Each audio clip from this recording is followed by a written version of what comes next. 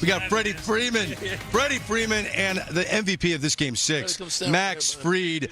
Max, congratulations. Freddie, congratulations. The first question when Max jumped up on the set, we were watching John Morosi's interview, Jorge Soler. What did you ask him? I said, how's your ankle? The world wants to know how your ankle is. The replays on national television look gory. Do you have just flexible limbs? I mean, that was incredible. I guess. I'm a pretty skinny guy, so I'm just happy that it wasn't anything serious. Tightened up a little bit, but I threw a couple pitches on the mound afterwards, and I felt good enough to go, so I just said, let's go. Max, take me through that inning right there, because it brought me back to memories of me giving up a homer in the first inning on the first pitch, and I got mad. I got angry after that, and then I started pitching like on top of the game, and I took over the game. It looks like after that you took over the game. What happened? What clicked? I just didn't want a repeat of game 2, where we had, next thing you know, it was a couple soft hit balls and then 4 runs on the board. So I just knew that it was going to be a really big part in the game, and kind of just emptied the tank and said, no, I'm going to hold it to at least 1. Luckily to get out of it with none, but just at the end of the day, I knew this offense was going to be coming out, and if I could keep it tight or at least close, that they were going to be able to explode. Freddie, you flipped him the ball, man. My internal clock was that I wasn't going to get Altuve at second because it was not hit very hard. So that was my internal clock. And then I saw him sprinting, and he wasn't looking at me. So I was like, oh, this is going to be a little awkward. I threw him the ball, and I was like, well, now I wish I just throw him to second.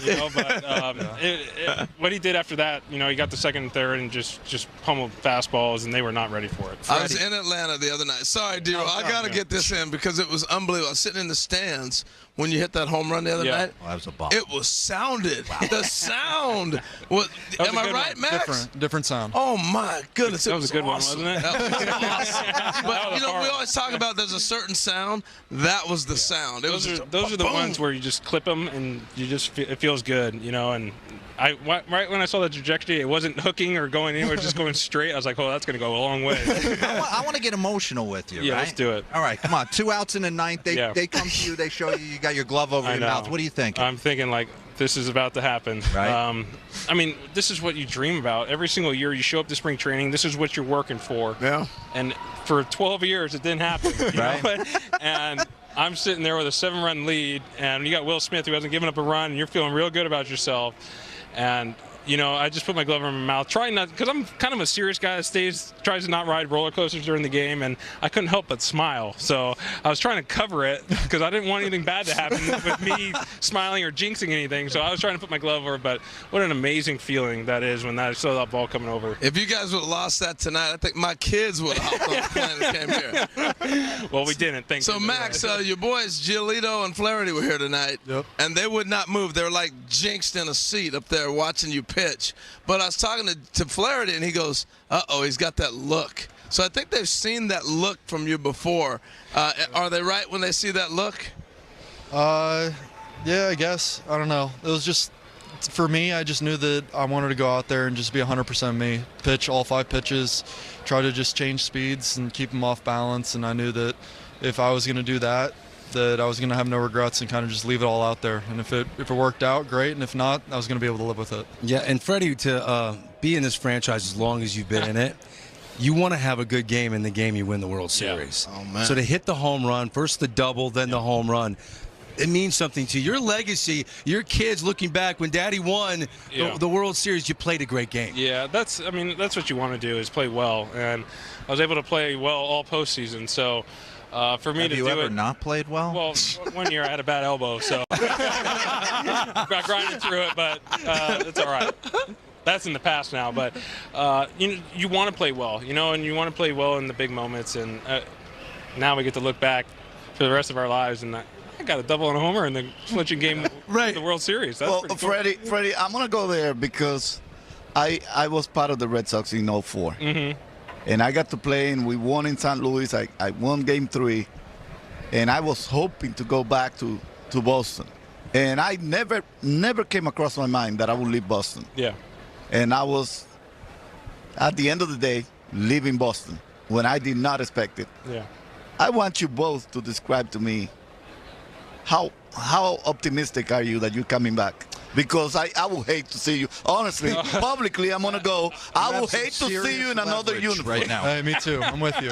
There we go, Max. You can start lifting banners up. Yeah. We want Freddie back. Obviously, everyone knows where my heart is in this organization. I don't want to go anywhere else. This is the only uniform I put on since 2007. I got to put it on as a Gulf Coast League Braves since 2007, and it means a lot to me. So, did I think I'd be sitting here November 2nd with not an extension or a contract? No, I didn't think that. But the money just went up. Price of poker's gone up. It just But went I up. think everyone knows where my heart is, and this organization means a lot to me. I want to ask both of you this. Snit. Come on. Yeah. Brian Snicker. Max. I know you haven't been here as long as Freddie, but man, I played for Snit. I know. That's a long time ago. 40-plus years. Yeah.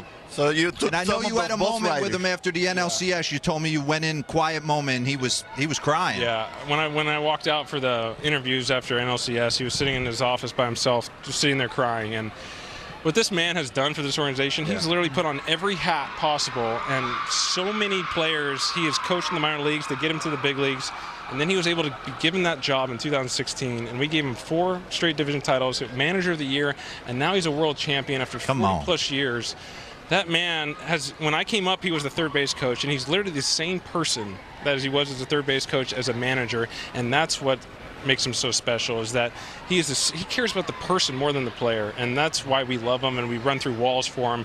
And I think this organization is just more proud that we were able to bring Brian Snicker a championship. Wow, we'll end it there. Wonderful. Yeah. Set. Beautiful. Yeah.